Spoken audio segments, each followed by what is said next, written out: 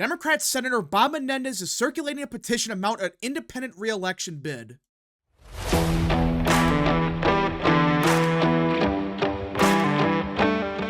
What is up, people of the internet? It is me, Real American, back in with a new video today. It is time to talk about the 2024 New Jersey Senate race because everyone, the state of New Jersey is a Democrat state. Obviously, this isn't a surprise, this isn't a theory. By most accounts, it is a Democrat state that, while Republicans have won in the past, it's been quite a bit since they won it at the presidential level. Well, despite all of that, Republicans might have their best opportunity in decades to win a Senate seat in New Jersey, and that's because Bob Menendez, yes, the Democrat senator that more than likely is going to be in jail by the end of the year, yeah, that Bob Menendez, it looks like as of now, he will be running for re-election, but not as a Democrat, as an independent candidate. Now, before we continue with today's video, I hope you enjoy these type of videos. If you do, smash the like button down below, subscribe, share with your friends, hit that little bell, follow the social media accounts in the description down below, and of course, join the channel today. Again, folks, all support is greatly appreciated, and yeah. Now, I do want to be clear that I am not saying for 100% certainty that Republicans will win the Senate seat. Hell, even if Menendez runs again, I still think Andy Kim, who is a Democrat candidate, is gonna win. He's the favorite no matter what. But if Menendez decides to run for re-election, it could absolutely hurt Democrats to a point where they could lose in New Jersey. But let's get into it. U.S. Senator Bob Menendez, who is currently standing trial on federal corruption charges, is personally collecting signatures on a nominating petition to get on the ballot as independent. The New Jersey Globe has confirmed. Yeah. This isn't just a report where someone said, oh, Menendez might want to run as an independent. No. He is actively trying to get signatures to get on the ballot. Now, you could still argue that, well, maybe that's just him having a backup plan just in case something crazy occurs. But even then, that still confirms the idea that he's at the bare minimum interested. The fact that he's openly collecting signatures at this point in the election tells me that he's probably going to run. He's probably going to run as an independent candidate. He's also using a group of old friends from North Hudson to circulate petitions, like Mateo Perez Sr., a former furniture store owner from Union City. That's where Menendez grew up and launched his political career as a 20-year-old school board candidate 50 years ago. So it sounds like he doesn't even have a campaign, but at the bare minimum, he's trying to get signatures. Now, like I said, that doesn't mean he's gonna for sure run. And we'll get to why in a second, because the fact that he's asking friends of his to, circulate petitions and all of that, it doesn't sound like he has an actual campaign. But at the same time, he's still trying to get on the ballot. That's what makes this such a bizarre situation where, when you read between the lines, he may not run. But at the same time, he's acting like someone that's gonna run. Menendez needs 800 registered voters to sign his petition before the June 4th filing deadline, and that's it. 800 voters in less than 2 weeks. I mean, if it was a couple thousand, it might be difficult, but 800 people, that's all he needs. That's not a big ask, especially in a state like New Jersey, which has millions of people in it. And that's why I think he's decided right before the deadline, we're going to try something here. We're going to try to get on the ballot with 2 weeks to go. Because only 800 voters. It's not like some states where it's some crazy amount, in a day or so. No. He has just under 2 weeks to get 800 people to sign his petition. Is it still a big ask? Maybe. If he's doing it by himself and with, 5 friends. But even then, he has name recognition where if enough people see it's Bob Menendez, yeah, they may not like him, but they know who he is. That's why he might have a good shot at reaching this threshold just in a week or so. By filing, he would preserve the option of attempting to keep a seat, or possibly enhance his bargaining position if a three-way race suddenly puts a New Jersey Senate seat in play in November. His trial is expected to last at least through the end of June. And that right there is why he may not run. Because you read into the law of New Jersey for the ballot access, you technically have until August 16th to withdraw without appearing on the ballot. So that gives him 2 extra months to decide, will he run or will he not? And this is probably the realistic scenario of what's going on here. Bob Menendez has a couple months to decide what he wants to do. If he decides to try to get on the ballot right now.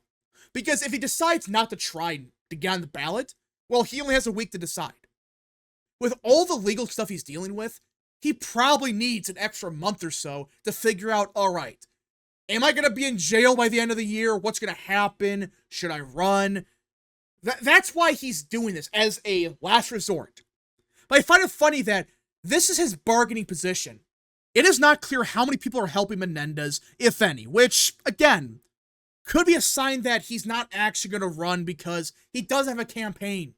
If it's just him and a few of his friends trying to file a petition to get on the ballot, he's not going to run, at least for now. But if there's more people helping him, it's not just, him and like two of his best friends, then maybe he's going to try to run. But right now it seems like it's like in between. He might run, he might not run. It's a 50-50 chance right now. Some signs point to him running. Some signs say, no, he's only doing this to save his own ass. The three-term Democrat announced 4 days before the March primary filing deadline that he would not run in the Democratic primary, but would consider running as an independent if a jury exonerates him. The election day filing deadline comes 4 hours before the polls close. Among the many obstacles to Menendez running as an independent is money. He had over $8.5 million cash on hand before a September 2023 indictment, but legal fees have devoured his war chest.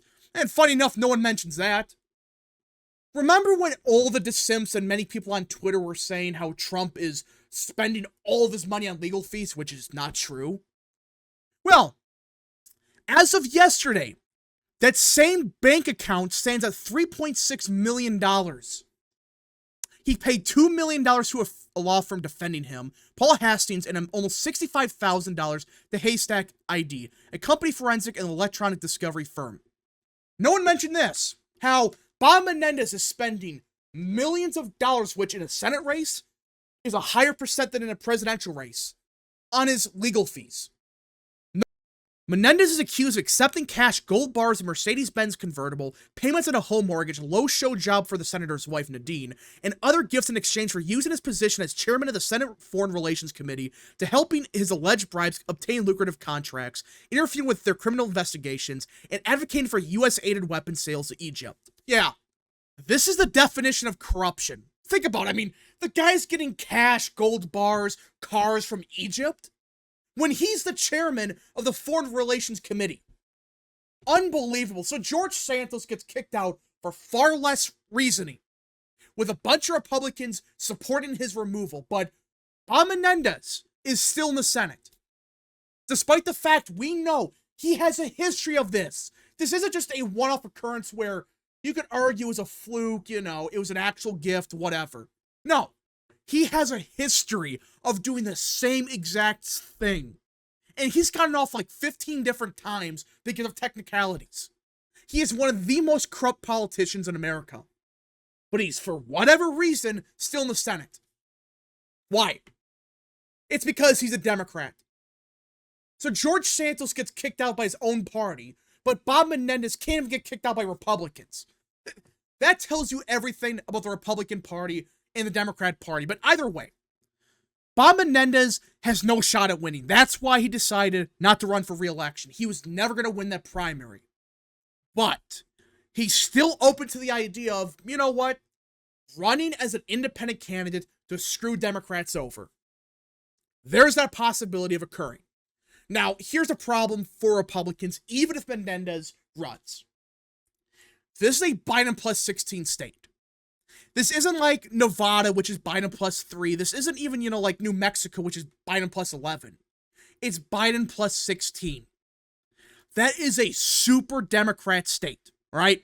It's not as Democrat as states like New York and Maryland, obviously, but the problem for Republicans is even if Menendez gets 8% of the vote, and let's say they're all Democrats, well, in that scenario, Andy Kim would be just under 50%, all right? He would still win.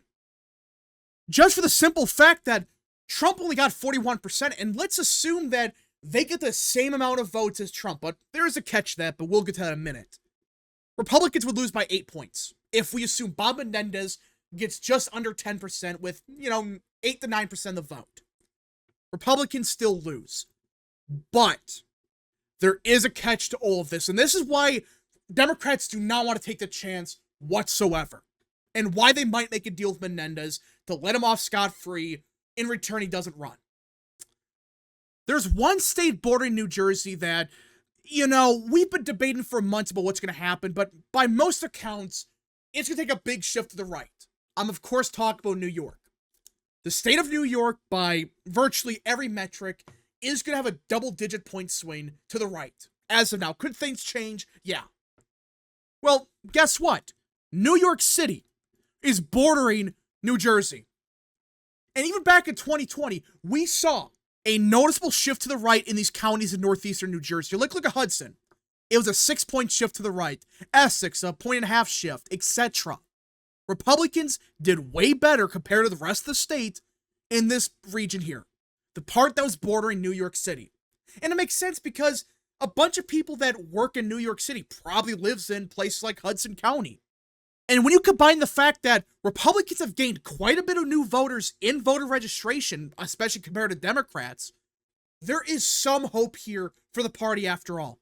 Now, does that mean that Republicans are going to win here, even if they do 5 points better? No. If they do, let's just say Trump does 5 points better, right?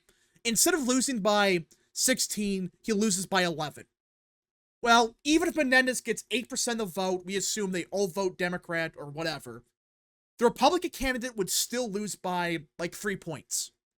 But in that scenario, that's not good for Democrats, because if Menendez does a little bit better than expected, or hell, even Trump does better than expected, let's say he does 9 points better, which is not going to happen, but let's assume it does.